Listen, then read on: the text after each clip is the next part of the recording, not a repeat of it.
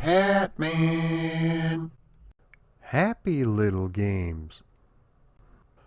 There is nothing I love better than playing through a good old-fashioned beat-em-up with your friends.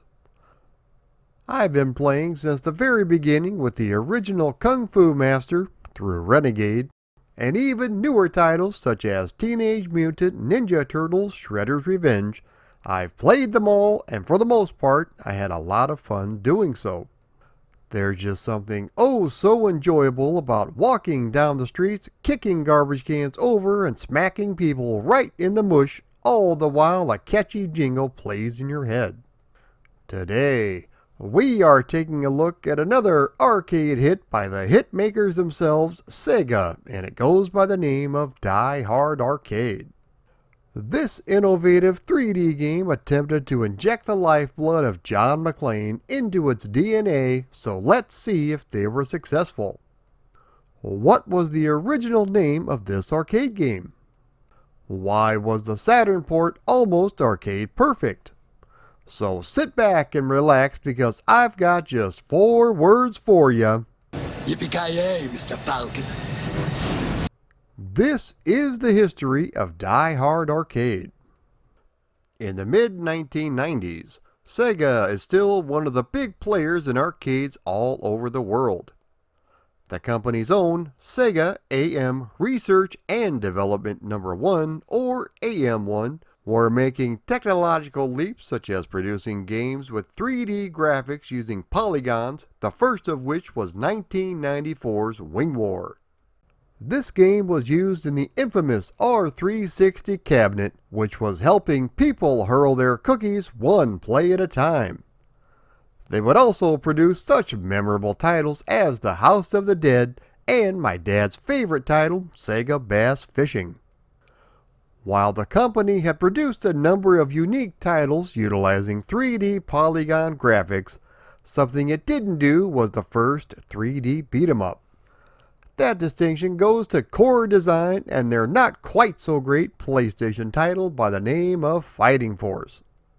Legendary Sega game designer Makoto Uchida, who had created a number of Sega arcade classics such as Golden Axe and Altered Beast, by the mid-1990s, felt that the style of the beat-em-up had run its course and there was no other way to adequately present it. It wasn't long after that the world of 3D opened up to them, and he was hopeful that it would breathe new life into the genre. He had wanted his potential game to sell well in the United States, and so they opted to produce it for the STV hardware or Sega Titan board, which was the basis for the Sega Saturn. The gameplay would be in the 2.5D style that was used in the aforementioned Golden Axe, but only updated with magnificent 3D polygons. Because he wanted the game to appeal to American audiences, he wanted to enhance the Americanness of the game using American visuals and music. This also included other gameplay ideas which you normally wouldn't see in a Japanese game. Mr. Uchida wanted to include nice, crisp controls with snappy inputs and lag-free results. He wanted the controller to feel like an extension of the player's arm. In addition to these tight controls, Mr. Uchida wanted lots of weapons at the player's disposal, making for a wildly fun style of gameplay. According to Mr. Uchida, when I was working on Golden Axe 2, I realized that having many items makes the game more interesting. However, many of the items were very similar. That was something that could be improved, I thought. Having lots of items like in the previous game, with bigger differences between them and a flashier representation would be really interesting, I felt. That was how the spray cans ended up in the game, for example. As I've mentioned countless times in the past, Japanese developers are constantly looking to America for ideas to incorporate into their games. The movie he was inspired by was Die Hard, which featured foul-mouthed Officer John McClane who was trapped in a building with terrorists. He has to rescue his wife, all the while taking out the terrorists before they blow up the building. This was one of Mr. Uchida's favorite films, and he knew from the moment he saw it that he wanted to make a video game based on it. This title would not be the first foray into the world of video games for John McClane, as there were a number of titles released prior to this. It all started back in 1990 with Activision's title for the NES, Commodore 64, and MS-DOS, which was an action-adventure game that follows the plot of the movie very closely. Then we had Die Hard 2, Die Harder, which was a first-person shooter for the home computer market, and my personal favorite, Die Hard Trilogy, which is 3 distinct titles based on the 3 movies. The first game is a third-person shooter in which you have to rescue the hostages and kill all the bad guys. Die Hard 2, Die Harder is an on-rails first-person shooter in which you can use the light gun for either the Sega Saturn or PlayStation.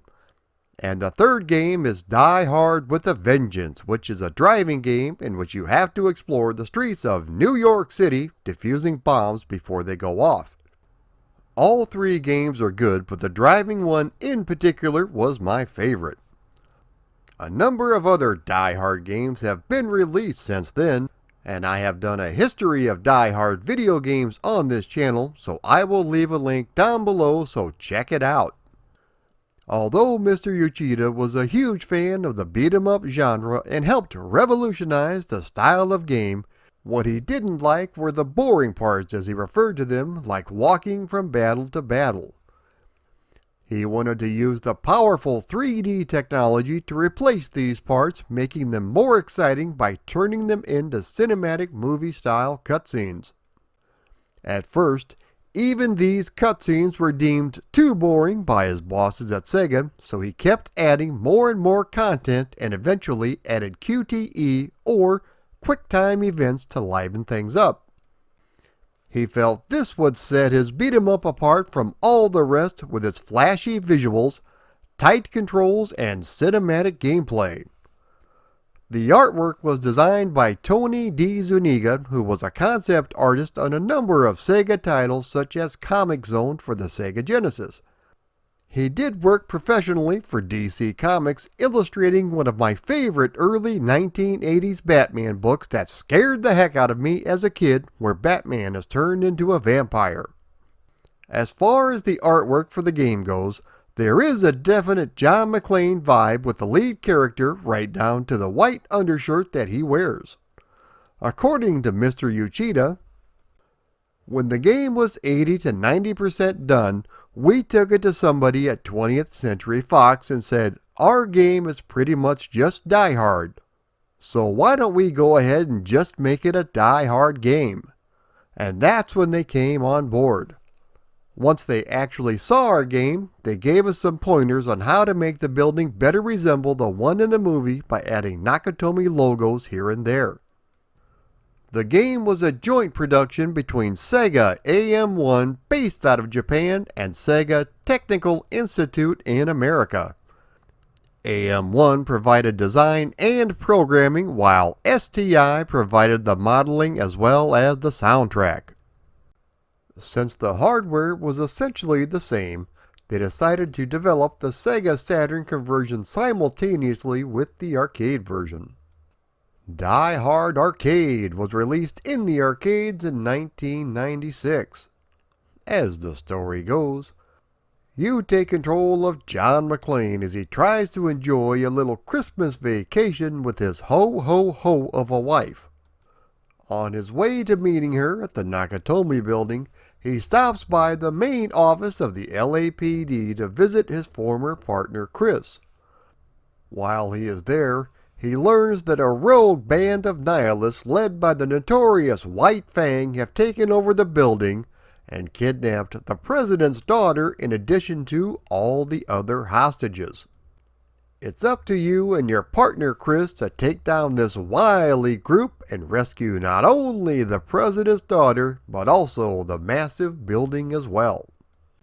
This is a 1 or 2 player simultaneous beat 'em up in which player 1 controls John McClane and the second player controls Chris Thompson. The controls in this game are fairly simple, with you having 3 buttons at your disposal. one button for punching, one for kicking, and one for jumping. This definitely takes inspiration from Virtua Fighter because there are a number of combos and grabs you can perform. In addition to being able to smash your opponents into oblivion with your bare knuckles and giant boots, you can also use a wide variety of wrestling moves. A headbutt. There is a spear. Judo throw. Hurricane Rana. Rolling throw. Running bulldog. Steiner screwdriver.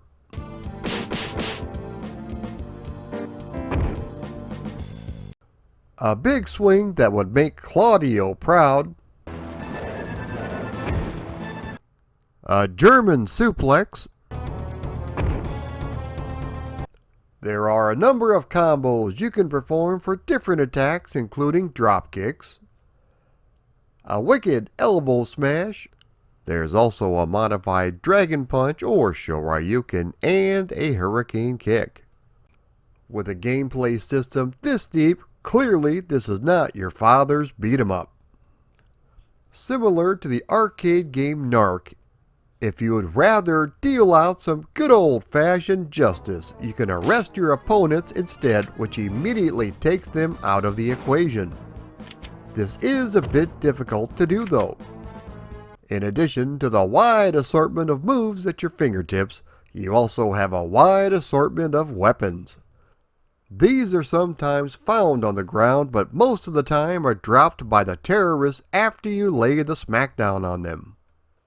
These include handguns, which hold 15 rounds of ammunition, machine guns, which can hold 20 rounds, missile launchers that contain 6 missiles, and anti-aircraft rifles, which hold 6 rounds. If you happen to find a lighter and also a spray can, it will instantaneously turn into a flamethrower. By the way, when your gun is out of ammo, you can throw it at the enemies just like people have been doing in the movies for years. Thankfully, you can collect spare handgun clips and store them whenever you need them. Each room you travel through usually offers a few different weapon types. If you've ever wanted the chance to smack somebody around with a push broom, then this is the game for you. Everything from grandfather clocks, chairs, TVs, pepper shakers, and steel pipes can be used, but only a few times until they break. Mr. Uchida felt these unconventional weapon types would be most appropriate considering in the original Die Hard movie, John McClane would find anything he could get his hands on and attempt to use it as a weapon. You do drop most of these weapons between each level except for handguns as long as you have ammunition.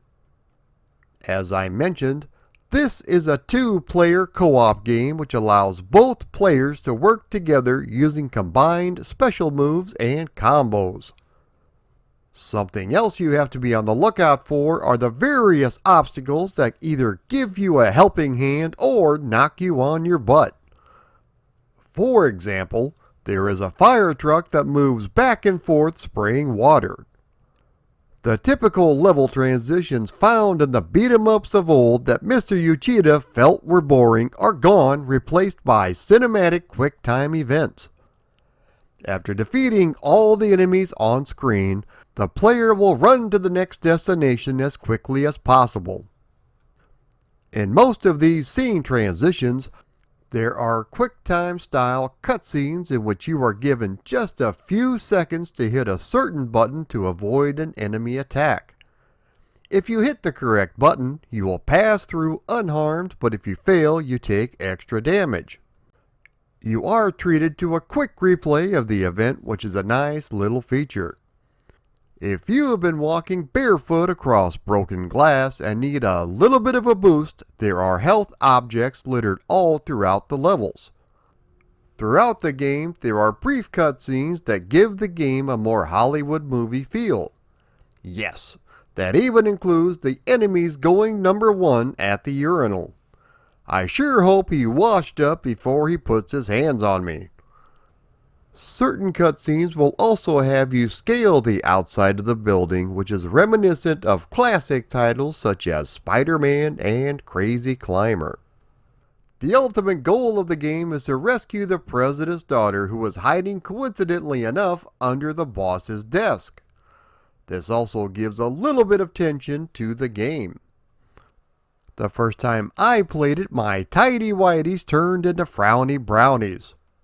The game takes place across 5 levels of knuckle bruising action with a boss at the end of each one. The levels you encounter are the top floor.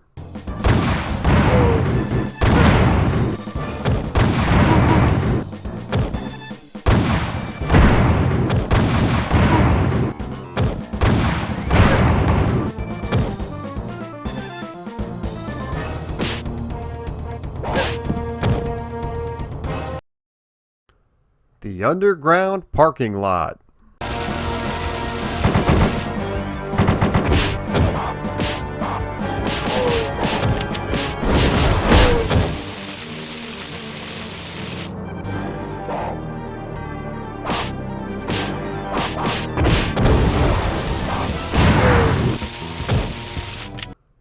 First floor lobby.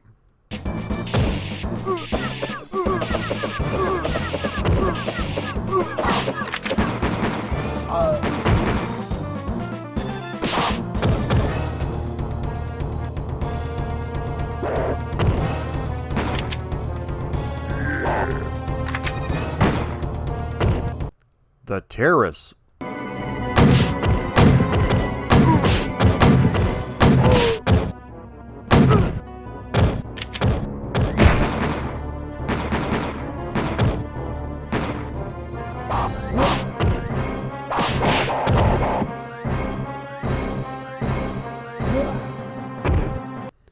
And finally, back to the top floor.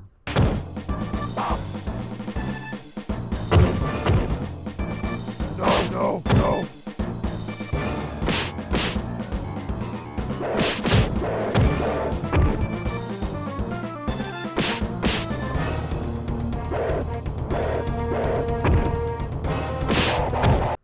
Some of the bosses you will encounter include a biker appropriately named Hog,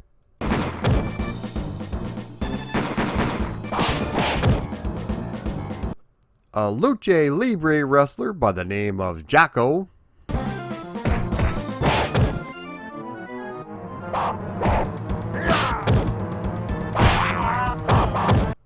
a pair of sumo wrestlers,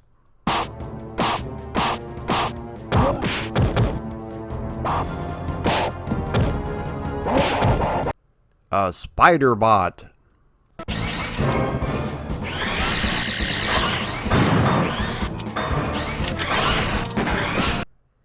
and finally, the last boss of the game, Wolf Hongo.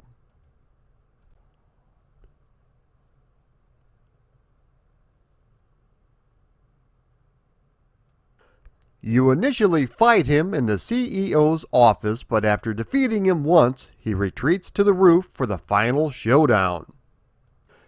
If you are playing in single player mode, you rescue the president's daughter and the game is over. Thank you!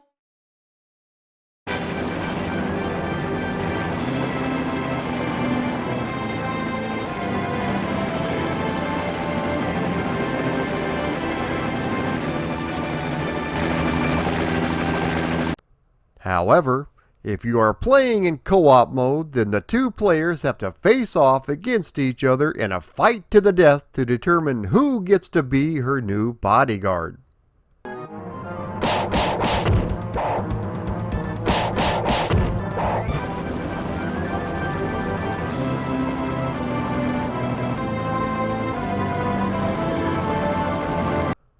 This game is a lot of fun, but the visuals are a bit blocky. What makes up for it though is the silky smooth animation.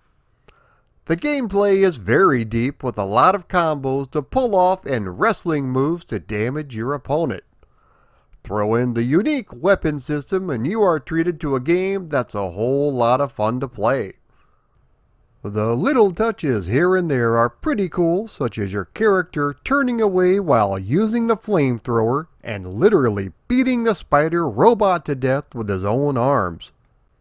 American composer Howard Drawson, who also did the soundtrack for Sonic & Knuckles and Comix Zone among other video game titles, provides the fantastic soundtrack which gives us a typical 1990s action movie feel, meaning highs and lows depending on the situation. When the game was released in Japan, it was known simply as Dynamite Deka with no official connection to the Die Hard franchise. John McClane was known as Bruno, Mr. Dynamite Bellinger, and partner Chris Thompson was changed to Cindy Holiday. On a side note, Bruce Willis portrayed a character known as Bruno in a mockumentary that was released in 1997. Now, even though the game didn't brandish the Die Hard license in Japan, you couldn't tell it by the arcade flyer. The main character looks more like Bruce Willis than the actual artwork for the licensed Die Hard arcade game. In the official American artwork, he looks more like a demented Robin Williams than Bruce Willis. Speaking of Bruce Willis, none of the Die Hard games that have been produced so far have featured his likeness. If you take a look at the box art for these games, you'll notice that the character is usually in the shadows or a different face completely in the game. The game was a huge success when it was released all across the world, and it even featured a novel titled Dynamite Deka Burning 2020 in Japan. The characters were also featured in various manga titles. Bruno had a couple of cameos, including a costume you could wear in the House of the Dead for the Dreamcast. He also appeared in the crossover tactical game Project X Zone. After these messages, we'll be right back. Sega Saturn!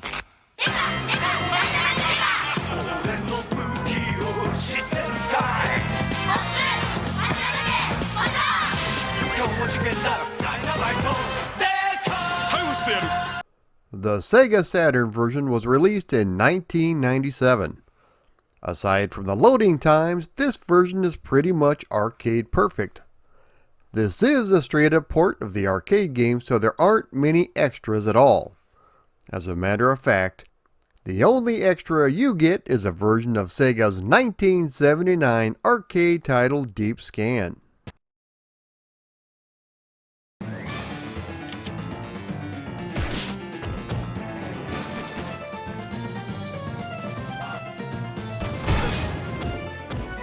In 2006, the game would get the Sega Ages line treatment with Sega Ages 2500 Series Volume 26 Dynamite Deka. For those of you who don't know, the Sega Ages line was a series of budget-priced games released for the PlayStation 2 that usually included some graphical enhancements or gameplay upgrades. A lot of Sega's classic IPs were given the moldy oldie Ages treatment, with some of them turning out pretty good, while others you would have to rinse out your eyeballs in acid so you wouldn't have to experience it again.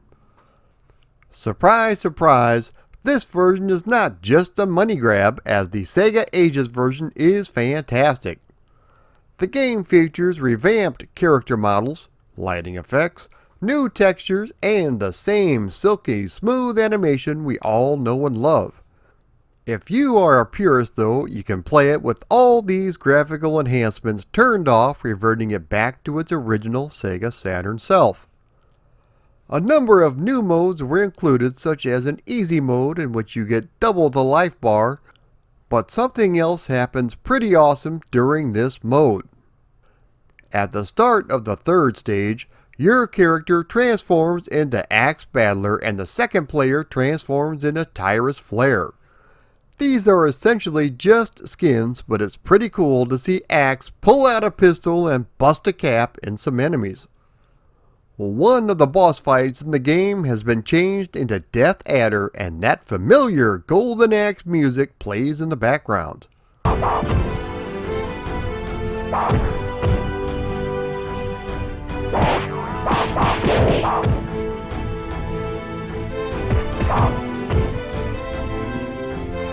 There is Deadline Mode, which sees you take control of Sagata Sanshiro, who was a familiar character that appeared in a number of Sega Saturn commercials in Japan.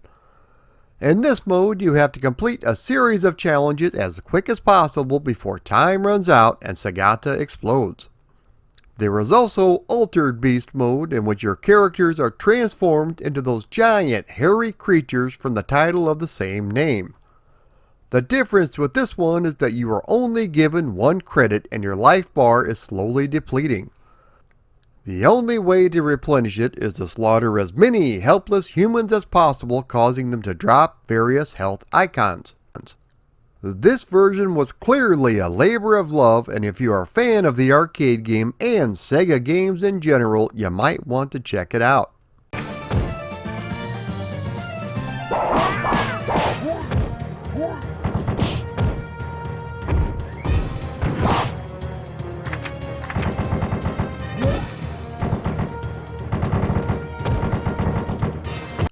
In 1998, Dynamite Cop or Dynamite Deka 2 was released in the arcades and for the Sega Dreamcast. Similar to the first game, this is a 2-player simultaneous beat-em-up which takes place not in the confined spaces of an office building, but in the confined spaces of a cruise ship. I can't imagine where they got the idea for that. That bald-headed man with a plan, Wolf Hongo, has once again kidnapped the president's daughter, although this time around she does look a bit different. There are 3 characters to choose from, including the return of Bruno Dellinger, and 2 new characters, Gene Ivy and Eddie Brown. You have to use these characters to fight through various levels on the cruise ship and eventually onto a deserted island. Unlike the first game where the 2 characters played exactly the same, in this one each character has a special ability. Bruno specializes in weapons, Gene specializes in grapples, and Eddie specializes in strikes. Now, even though this title was released only a couple of years after the first one, the visuals have been given a significant upgrade. The original Die Hard game utilized the Sega Titan board, whereas this one has been upgraded to the uber sexy Model 2 board. Another big gameplay addition is, instead of facing left or right to attack your opponents, you can now face off in all 8 directions. In addition to the numerous weapons, there are also P icons which will grant your character additional strength for a short period of time. The over-the-top aspect from the first game returns in a huge way, giving you the ability to pick up arcade cabinets and soda machines, tossing them like grenades. The game features branching paths, which also helps extend the replay value. Since this is essentially a modern-day Pirates type of game, most of the terrorists are dressed appropriately. The gameplay is very similar to the first game, including quick-time events as well as a boss at the end of each mission. The 1980 Sega arcade game Tranquilizer Gun was included, which you can use to win bonus credits. This is a fun game and it plays great, and it sure doesn't take itself too seriously.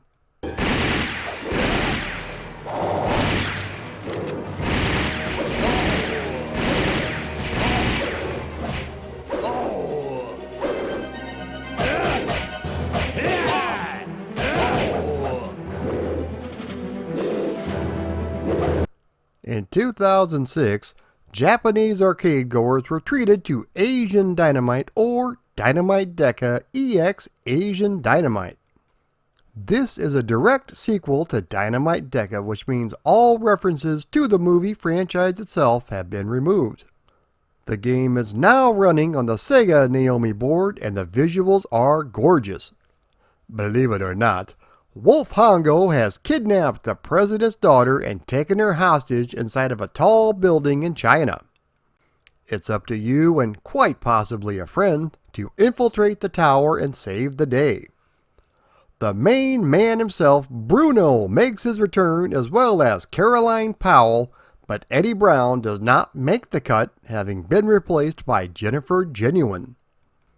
The levels and layout resemble Dynamite Deka 2, but all the in-game graphics are 100% new. Since you are in China this time around, most rooms resemble various Chinese offices and apartment buildings. The power-up system has also been changed. Instead of picking up P icons, there are 3 different colored briefcases that trigger a costume change, which allows your character to take on a different personality with different movesets, including a Hulk Hogan knockoff by the name of Miami Macho. Each character also has 3 different costumes to choose from when you start the game.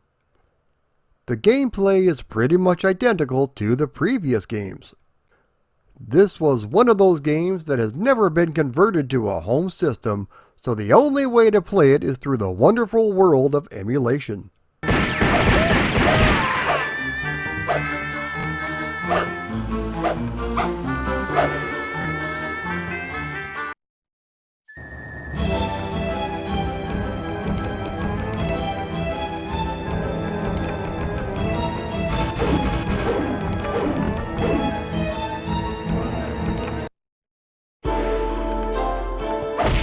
This game is a bona fide classic and one of my favorite beat-em-ups to play with polygon graphics. Everything about this title is awesome, from the deep gameplay to the unique levels and weapons. If you've ever wanted to dish out a little bit of justice, all while half-naked men who hang out in toilets attempt to put their hands on you, be sure and give this game a shot.